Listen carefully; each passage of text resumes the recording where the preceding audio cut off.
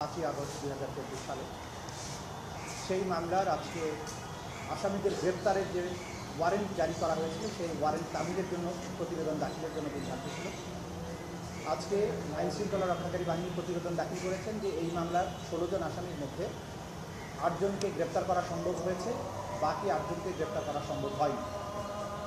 পুলিশের সেই প্রতিবেদনের আলোকে আজকে আদালত যারা পলাতক আসামি আছে সেই 8 জনকে আগামী 28শে জুলাই তারিখে আন্তর্জাতিক অপরাধ ট্রাইব্যুনাল নাম্বার 2-এ হাজির হওয়ার জন্য নির্দেশ প্রদান করে পত্রিকায় বিজ্ঞপ্তি প্রকাশের জন্য নির্দেশ দিয়েছেন এবং ওই পত্রিকার বিজ্ঞপ্তির মাধ্যমে তাদেরকে জানিয়ে দেওয়া হবে যে আগামী 28শে জুলাইয়ের মধ্যে যেন তারা আদালতে উপস্থিত হন।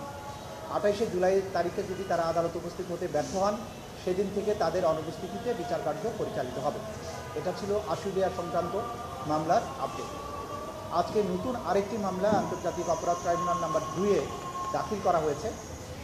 সেটি হচ্ছে জুলাই আগস্ট বিপ্লব চলাকালে লক্ষ্মীপুরে সদরে তদানীন্তন আওয়ামী লীগের নেতা এবং সদর উপজেলা চেয়ারম্যান সালাউদ্দিন টিপুর নেতৃত্বে সেখানে বেশ কয়েকজন ছাত্র জনতাকে নির্মমভাবে গুলি করে হত্যা করা হয় এবং সেই হত্যাকাণ্ডের ভিডিও জাতীয় গণমাধ্যম, সোশ্যাল মিডিয়া সহ বিভিন্ন গণমাধ্যমে প্রকাশিত হয়েছে।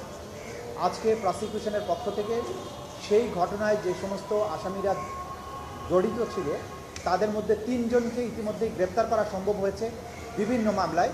সেই 3 জনকে এই মামলায় অর্থাৎ আন্তর্জাতিক অপরাধ ট্রাইব্যুনালের মামলায় গ্রেপ্তার করে প্রোডাকশন ওয়ারেন্ট জারি করেছেন যে তাদেরকে যেন আগামী 28শে জুলাই তারিখে আন্তর্জাতিক অপরাধ ট্রাইব্যুনাল নাম্বার 2-এ তাদেরকে প্রডিউস করা হয় এবং সেই দিন থেকে তাদেরকে এই মামলায় গ্রেপ্তার দেখানোর জন্য আদালত নির্দেশ দিয়েছে।